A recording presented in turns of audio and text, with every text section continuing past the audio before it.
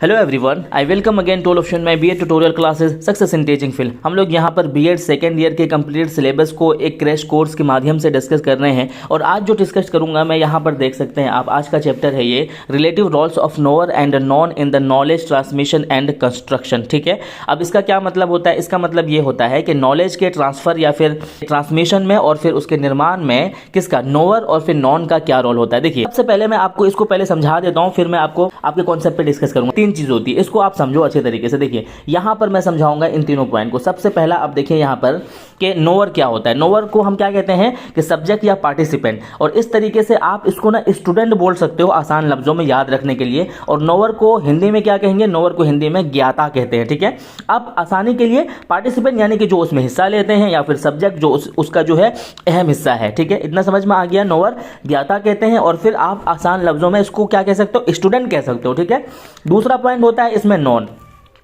Non का मतलब होता है द फील्ड ऑफ स्टडी। ठीक है, यानी कि हिंदी में इसको ज्ञात कहते हैं या फिर ज्ञेय कहते हैं। ठीक है, तो ज्ञात क्या होता है? द फील्ड ऑफ स्टडी होता है, यानी कि इस तरह से आप क्या कह सकते हो?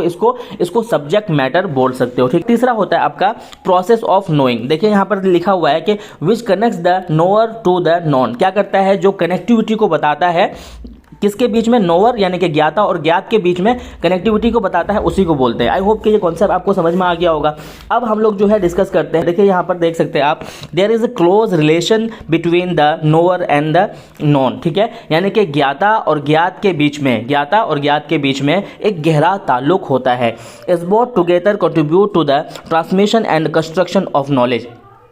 ठीक है, दोनों मिलकर ज्ञान के संचरण या फिर ये कह ले कि ज्ञान के ट्रांसफर और फिर निर्माण के लिए दोनों मिलकर ही क्या करते हैं? योगदान देते हैं, कंट्रीब्यूट करते हैं, योगदान देते हैं। यहां पर देखेंगे उसके बाद कि knowledge creation involve systematisation of various facts through dynamic interaction between individuals and the environment. ठीक है, ज्ञान के निर्माण में गतिशील के माध्यम से विभिन्न तथ्यों की व्यवस्थीकरण शामिल है, जिसमें हम क्या करते हैं? यहां देख सकते हैं एनवायरनमेंट। ठीक है, इंडिविजुअल व्यक्तिकरण और फिर एनवायरनमेंट या फिर पर्यावरण में हम सीखते हैं उस चीज को। ठीक है, अब देखेंगे यहां पर the capacity to increase and utilize the knowledge is consider most advantages to an individual. ठीक है, यहां पर समझ में आता है कि क्षमताओं को बढ़ाने और उपयोगी बनाने के लिए, यूटिलाइज बनाने के लिए, उपयोगी बनाने के लिए ज्ञान किसी व्यक्ति के लिए सबसे क्या माना जाता है? किसी व्यक्ति के लिए सबसे एडवांटेजेस, फायदामंद माना जाता है।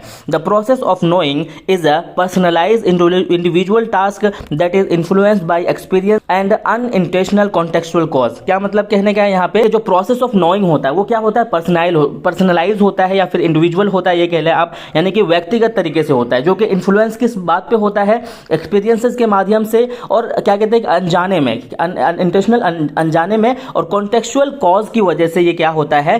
प्रभावित करता है, इन्फ्लुएंस करता है। नोअर होता है, ज्ञाता होता है, और जो ज्ञात है, ये दोनों जो है मिलकर के क्या करते हैं? नॉलेज के ट्रांसमिशन में और फिर नॉलेज के निर्माण में एक बहुत बड़ी भूमिका निभाते हैं। दोनों मिलकर के ही ये भूमिका निभाते हैं। ठीक है, यहां पर और उसके बाद देखेंगे थोड़ा कंफ्यूजन जो होगा वो डिस्कस क्लियर हो जाएगा। देखिए, The discussion of the origin of knowledge focus on the relative roles of the knower and the known in the transmission and construction of knowledge in order to know the origin of knowledge। क्या कहने का मतलब है कि अगर हम क्या ज्ञान की उत्पत्ति, origin of knowledge की बात करें, ज्ञान की उत्पत्ति की बात करें, तो नोअर का सबसे भूमिका होता है यहाँ पे, यानी कि ज्ञाता का सबसे बड़ा भूमिका होता है। और अगर ज्ञान के अंतरण और फिर निर्माण की बात करेंगे तो यहाँ पर नॉन की सबसे ज्यादा भूमिका होती है। It is required to focus on the process of how we come to know. ये इस बात पर फोकस करता है कि हम किसी चीज को किस तरीके से जान रहे हैं। तो ये सारी चीजें ही यहाँ नीचे दिया हुआ है, बहुत ईजी वर्ड में दिया हुआ है।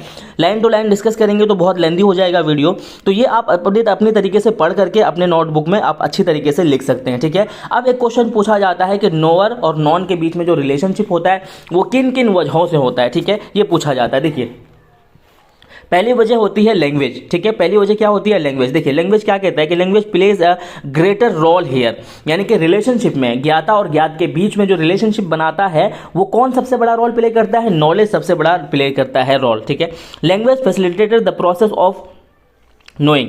यहाँ पर जो क्या कहते हैं, भाषा जानने की प्रक्रिया को हेल्पफुल यानी कि आसान बनाता है, बहुत आसान बनाता है। कौन? भाषा।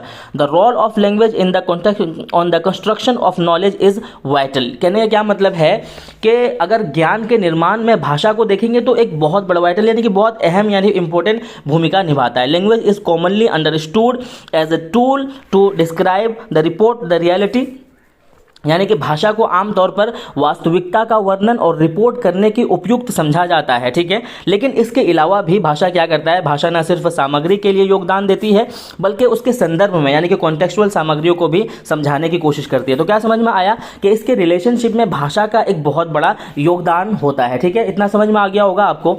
उसके बाद में देखो यहाँ पर दिया हुआ है, बहुत अच्छे अच्छे पॉइंट दिया है, मैं कुछ चीज़ें आपको समझा देता हूँ। देखिए भाषा का योगदान कितना बड़ा होता है ये आप इन वर्ड से समझ जाएंगे। देखिए पहला पॉइंट है कि we know more than we can tell, यानी कहने का क्या मतलब है कि हम जितना बता सकते हैं उससे ज्यादा जानते हैं। We say more than we know and, देखिए हम जितना जानते हैं उससे अधिक कहते हैं, ठीक है। तीसरा पॉइंट हो जाता है कि what is said will be interpreted differently, जो कहा गया है उसकी अलग तरह से व्याख्या की जाएगी, ठीक है। तो यहाँ पर अपने भाषा का देखा होगा कितना बड़ा अहम रोल होता है भाषा का।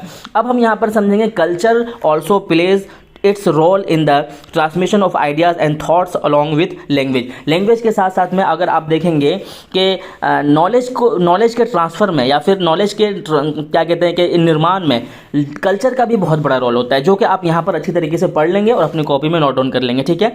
अब इसके जो है एग्जाम्पल जो मैंने इससे पहले दिए हुए थे ये आपको यहाँ पर देखने के लिए मिलेगा। जैसे मैंने बताया था ना कि नोवर क्या होता है, स्टूडेंट होता है। प्रोसेस ऑफ नोइंग यानी कि जिस चीज़ के बारे में हम जान रहे हैं, और फिर नॉन की बात करेंगे यानी कि याद की बात करेंगे, सब्जेक्ट मैटर को हम लोग यहाँ पर बोलेंगे, ठीक है।